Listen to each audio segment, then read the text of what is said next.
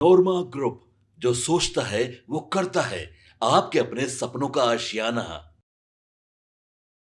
24 घंटे यानी 2 दिन तक अमित शाह का बिहार में डेरा रहा और इस डेरा डालने के क्रम में हमने आपको जैसा कि बताया भी था, आपने देखा होगा कि लाइव के माध्यम से हमने बताया था कि जिस तरह से भारतीय जनता पार्टी ने ये पूरा प्रोग्राम सेट किया था, उसके हिसाब से विपक्ष काफ़ी सहमा हुआ था।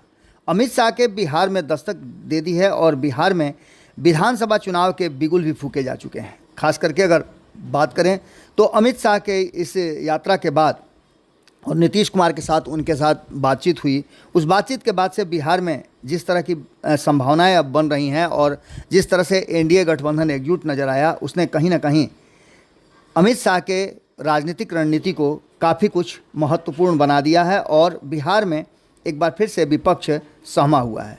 चुनाव के कुछ महीने बचे हों और बिहार आने की उनकी फ्रीक्वेंसी बढ़ जाए, डेरा जमाने के संदेह इसलिए भी जमाए जा रहे हैं कि उनके जिम्मे कई मंत्रालयों की जिम्मेवारी है। बिहार में 2 दिन रहकर उन्होंने सबके होश फाख्ता कर दिए। महागठबंधन को भय सता रहा है कि कहीं विकासशील इंसान पार्टी सुप्रीमो मुकेश सहनी को वे खिसका न लें। हमने आपको कल ही खबर दिखाया था, भारत लाइव लगातार आपको बता रहा है और संपादक नमन मिश्रा जी ने तो एक सप्ताह पहले आपको बता दिया था कि किस तरह से मुकेश सहनी को फिर से एनडीए में लाने की कवायद शुरू हो चुकी है। अगर आपको बताएं तो मुकेश सहनी को लोकसभा चुनाव से पहले केंद्रीय गृह मंत्री ने उन्हें Y+ सिक्योरिटी मुहैया कराई थी। तब भी यह चर्चा थी कि सहनी एनडीए में वापसी कर सकते हैं, लेकिन सहनी की जो शर्त थी उस शर्त को लेकर के सहनी एनडीए में नहीं गए। हालांकि उसका घाटा भी उनको हुआ और ये बात वो अच्छी तरह से समझ भी रहे हैं।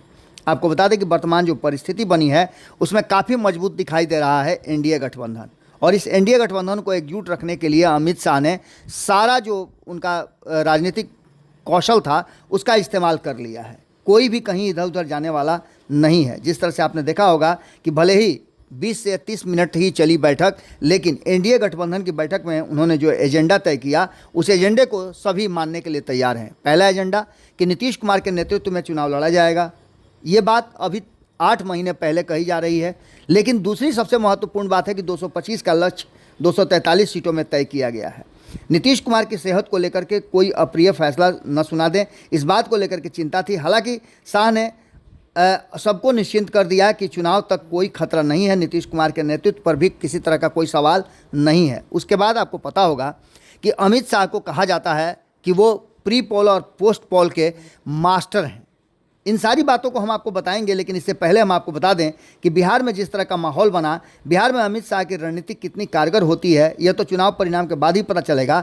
वैसे अमित शाह के बिहार में डेरा डालने की घोषणा से यह संकेत जरूर मिलता है कि वे इस बार भाजपा के नेतृत्व वाली सरकार बनाने का संकल्प लेकर के आए हुए हैं, क्योंकि उन्होंने पहले ही कह दिया था कि मुख्यमंत्री का चेहरा चुनाव के बाद, परिणाम के बाद तय किया जाएगा। उनकी कामयाबी में संदेह की कोई गुंजाइश नहीं है, क्योंकि अपने कार्यकाल में जब जब उन्हें मौका मिला है उन्होंने अच्छा प्रदर्शन किया है। बंगाल में तमाम तरह की रणनीति के बावजूद भाजपा 2021 में ममता बनर्जी पर कुछ बिगाड़ तो नहीं पाई। वैसे शाह ने वहाँ बहुत अच्छा प्रदर्शन जरूर किया, पहले से बहुत अच्छा प्रदर्शन हुआ और ऐसी असफलता के कई इक्के दुक्के उदाहरण जरूर आपको मिलेंगे, लेकिन कामयाबी के बहुत सारे उदाहरण आपको मिल जाएंगे। अगली सरकार भाजपा के ही नेतृत्व में बनेगी, इसका इशारा वे पहले ही दे चुके हैं। उन्होंने एक टीवी चैनल के कार्यक्रम में ये बात कही थी। इसके बाद आपने देखा होगा कि पिछले 5-6 महीनों में जितने भी चुनाव हुए हैं उसमें अगर झारखंड को छोड़ दिया जाए तो बाकी के सभी राज्यों में अमित शाह की रणनीति कारगर साबित हुई है। शनिवार को पटना में भाजपा कार्यालय में एक बैठक में भी उन्होंने दोहराया कि नीतीश के नेतृत्व में ही एनडीए चुनाव लड़ा जाएगा, पर अगला सीएम कौन होगा इस पर वे चुप्पी साध गए। आपने देखा भी होगा कि हमारे रिपोर्टर सागर लगातार भाजपा कार्यालय में जहां मीटिंग चल रही थी उस कक्ष से लाइव के माध्यम से आपसे जुड़े हुए थे और सारी बातें उन्होंने बताई भी। कई नेताओं से हमने भी बातचीत किया लाइव के माध्यम से। अमित शाह जो ठान लेते हैं वो करते हैं, ऐसी बातें कही जाती है। उनके कामकाज का तरीका औरों से बिल्कुल अलग होता है। वो जो कहते हैं वो करने के लिए हर संभव कोशिश करते हैं, इसका वे बड़ी बारीकी से अध्ययन भी करते हैं। गृह मंत्रालय का प्रमुख होने के नाते उन्हें किसी भी कमी कमजोरी खोजना मुश्किल नहीं होता है। इसे समझने के लिए दशक भर पीछे चलना होगा। गुजरात में राज्यसभा सीट के लिए चुनाव होने थे। सोनिया गांधी के राजनीतिक सलाहकार अहमद पटेल तब कांग्रेस कोटे से प्रत्याशी थे। उनकी जीत के में कोई संशय नहीं था। हालांकि अमित शाह की रणनीति वहां काम करने शुरू की और अहमद पटेल का खेल बिगाड़ दिया। हुआ यह कि भाजपा ने कांग्रेस के ही एक विधायक को उम्मीदवार बना दिया। उनके समर्थन में कांग्रेस के 6 विधायकों ने इस्तीफा दे दिया। विधायकों में मची भगदड़ को रोकने के लिए कांग्रेस ने बाकी विधायकों को कर्नाटक भेज दिया। कर्नाटक में वे जिसके मेहमान बने उसी के वहां केंद्रीय एजेंसियों ने दस्तक दे दी। ऐसी होती है अमित शाह की रणनीति और इस रणनीति के वो मास्टर माने जाते हैं। चुनावी रणनीतिकार के रूप में उन्होंने अब तक जो कार्य किए हैं वो काफ़ी सराहना भी जिसकी होती रही है। इसके साथ साथ आपको बताएं कि जिस तरह से चुनावी चाणक्य के रूप में उन्होंने सुनिश्चित किया कि 2014 से लगातार उनकी रणनीति दिखाई दे रही है। 2014 में के बाद भाजपा शासित सरकारों की संख्या लगातार बढ़ती गई है। नॉर्थ ईस्ट के राज्यों में भी भाजपा ने गहरी पैठ जमा ली है। इसके पीछे शाह की ही रणनीति काम कर रही है। 2015 में बिहार एनडीए के हाथ से निकल तो गया, लेकिन उसके बाद अमित शाह की रणनीति काम कर गई। महागठबंधन सरकार का पटाक्षेप करा दिया। अमित शाह ने इस साल होने वाले विधानसभा चुनाव के लिए बिहार में डेरा डालने की बात कही है। चुनावी साल में उनका 2 दिवसीय बिहार दौरा भी हो गया है। अलग अलग समय में वो आएंगे भी और बैठकों का कई दौर उन्होंने किया भी है। इसके साथ साथ आपको बताएं कि उन्होंने लक्ष्य भी निर्धारित कर दिया और इस लक्ष्य के साथ अब पूरी तरह से एनडीए गठबंधन काम करना शुरू कर दिया है। अमित शाह के बारे में हमने बताया था कि उनका प्री पोल और पोस्ट पोल अलायंस जो होता है या उसके लिए रणनीति जो होती है वो काफ़ी कारगर साबित होती है। अमित शाह बिहार पर अगर नज़र रख रहे हैं तो 3 बातें हो सकती हैं। पहला कि विपक्ष में तोड़ फोड़ की जाए, महागठबंधन से वीआईपी को अलग किया जाए, यह उनके प्री पोल की प्राथमिकता में होगा। और इसकी रणनीति आपने देखी भी होगी कि उनके सबसे करीबी और मीडिया के जो हेड हैं दानिश इकबाल मिलने के लिए गए थे। उसकी तस्वीरें आपने देखी होगी कि ये तस्वीरें अब सार्वजनिक पब्लिक डोमेन में हैं कि अमित शाह जहां एक तरफ मीटिंग कर रहे थे और दूसरी तरफ मुकेश सहनी से दानिश इकबाल की मुलाकात हो रही थी और निमंत्रण दिया जा रहा था। इससे इतर एक और महत्वपूर्ण काम है वो कर सकते हैं, जैसे सहयोगी दलों को भाजपा की शर्तों पर टिकट के लिए राजी किया जाए। राजनीतिक हलकों में चर्चा है कि एक साथ बिहार में 6 लोगों के यहाँ प्रवर्तन निदेशालय की टीम ने छापेमारी कर 11 करोड़ से अधिक नकदी बरामद की है। वे सभी नीतीश कुमार के करीबियों में से एक हैं। इसमें भवन निर्माण विभाग के मुख्य अभियंता तारिणी प्रसाद भी हैं, जिन्हें नीतीश कुमार ने एक्सटेंशन देकर रखा था।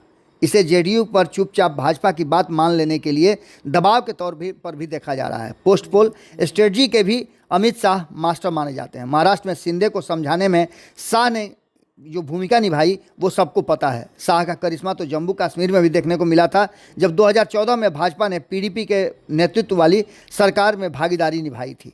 इस तरह से आप उत्तर प्रदेश में भी देखे होंगे कि उन्होंने किस तरह से अपनी रणनीति बनाई थी, और देश के अलग अलग राज्यों में भी आपने देखा होगा कि किस तरह से अमित शाह की रणनीति काम करती है। अब सबसे बड़ी बात और सबसे बड़ी रणनीति ये है कि बिहार में एनडीए गठबंधन के सभी घटक दलों के साथ जब अमित शाह बैठे तो कहानी में एक बड़ा ट्विस्ट नज़र आया। नीतीश और शाह में जो सेटिंग हुई है, जिस तरह की बातें हुई हैं, हमने आपको बताया कि अमित शाह प्री पोल और पोस्ट पोल के मास्टर हैं।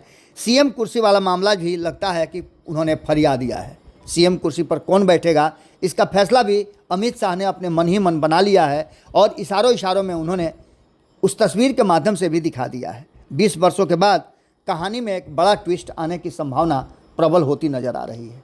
क्या होगा ये तो आने वाला वक्त बताएगा, लेकिन अमित शाह की बिहार में एंट्री और नीतीश कुमार के साथ मंच साझा करने के साथ साथ जो कुछ भी घटनाएं घटी वो सब कुछ अपनी आंखों से अमित शाह ने देखा है। इसका मतलब सीधा है कि अमित शाह बिहार से खाली नहीं गए हैं, बल्कि बहुत सारे रणनीतियों को, योजनाओं को और बहुत सारे वादों को लेकर के निकले हैं। अब देखना दिलचस्प होगा कि अमित शाह और नरेंद्र मोदी की ये जोड़ी बिहार में किस तरह से चुनावी रणनीति बनाती है और नीतीश कुमार की भूमिका क्या होती है। ये तो तय मान के चलिए कि कहानी में ट्विस्ट इस 24 घंटे में शुरू हो चुका है।